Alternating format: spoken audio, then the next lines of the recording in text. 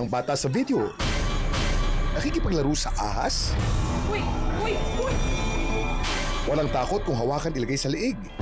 Tignan nyo naman at pagiti-ngiti pa. Pwede nga kaya maging BFF ni baby ang mga ahas?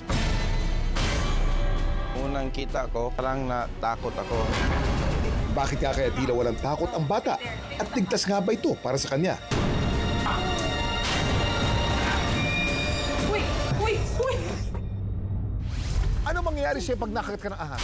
Siyempre, malalason ka. Kunyari ahas to. Kunyari ahas, ha? O GTS tayo. Ahas. Natuklaw ka.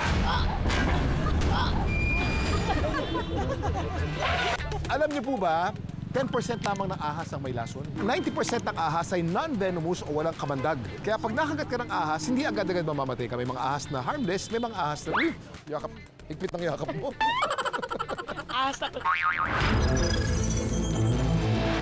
Ang bata sa video, nahanap namin dito sa Hagonoy, Davao del Sur. Siya si Gia, isang 1 year and 6-month-old na toddler. Sa video na to, pumupulupot sa leeg ni Gia ang dalawang ahas. Uy! Uy! Uy! At sa halip na matakot, parang tuwan-tuwa pa siya na para bang normal lang ito sa kanya. Ang video ay in-upload ng kanyang ina na si Gina Lynn na halos di raw makahinga sa kaba ng mga oras na yun. Una, natakot ako nung hinawakan niya yung ahas, yung sa video na yon.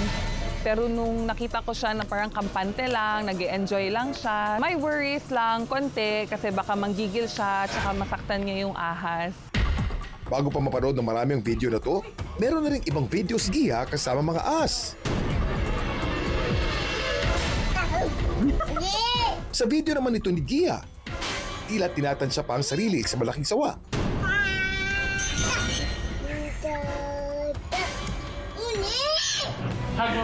No? Dito naman isang maliit na ahas ang nilalaro niya habang ito'y nasa leeg niya.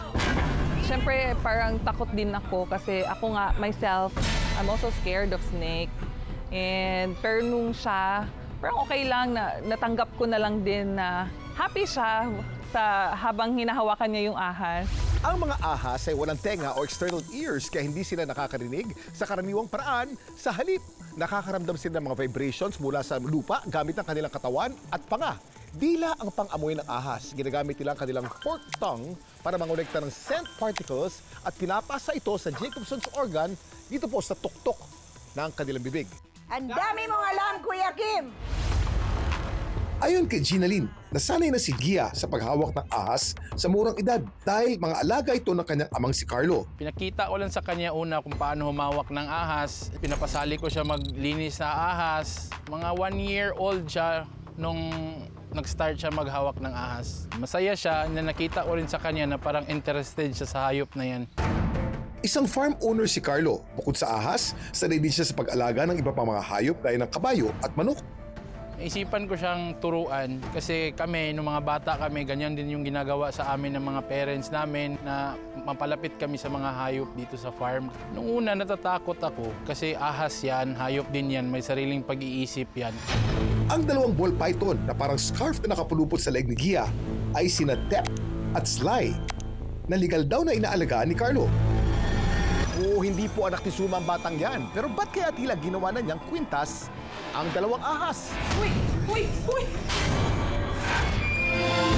Generally, ang mga ball python na alaga ni Carlo ay kilala bilang maamong uri ng ahas. Popular na ginagawang pet, lalo na ng beginners.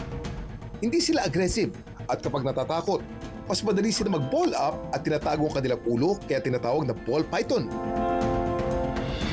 Mabagal din silang gumalaw at hindi hyperactive kaya madali ring hawakan. At kung bakit tila walang takot si Gia? Ito ay basically dahil yung ganong edad ay wala pang konsepto ng fear over something. Lalo na kapag yung pamilya naman niya ay hindi natatakot kung hindi inaalagaan pa yung snake. Ayon sa pag-aaral, ang mga sanggol at toddlers ay hindi pinapanganak na takot sa ahas o gagamba. Ang takot sa mga ganitong hayop ay natututunan habang lumalaki madalas mula sa mga magulang, yaya, kapatid at environment.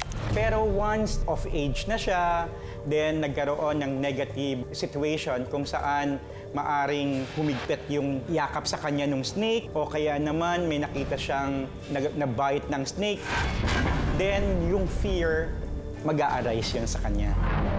Kamangha-mangha tignan, hindi pa rin daw ito gaano ka-safe sa mga batang tulad ni Gia. Hindi nirekomenda para sa mga batang edad 5 taon pababa ang pag-aalaga ng mga exotic pets tulad ng mga ahas. Ito ay sa kadahilanan na ang kanilang edad, mahina pa ang kanilang immune system at hindi pa kayang labanan ng mga sakit na maaaring makuha sa mga hayop na ito. Maaari tayong makakuha ng mga sakit tulad na lamang ng salmonella. Ang salmonella ay pwedeng magsanhi ng pagsusuka, pagtatae, pananakit ng tiyan. Kaya ang paalala ng doktor, Ugaliin ang paghuhugas ng kamay gamit ang sabon at tubig. sa kasalukuyan nananatili sa bahay ni Ginaline ang mga ahas at patuloy nila itong inaalagaan ng maayos. Dito sa bahay, may boundary talaga ang ahas at saka yung bata. Kasi secure naman yung kulungan, hindi talaga niya pwedeng ma-open yun na wala ako. Dapat nakatingin talaga ako pag hinawakan niya yung ahas. At si Gia, mabuti naman at wala daw sakit na nakukuha mula sa mga ito. Gia is a very young pa, so madali pa siya manggigil. So safety first before anything else. May schedule kami kung kailan niya lang pwede hawakan yung ahas. Mainam na maturuan natin ang ating mga anak ng tunay na pagmamahal at malasakit sa mga hayop. Pero kung magsisimula sa murang edad, mas kailangan ng iba yung pag-iingat at gabay ng magulang. Para ang lahat, mapahayop at tao, ay manatiling ligtas sa lahat ng oras. Daghang kay kag naibalaan, Kuya Kim!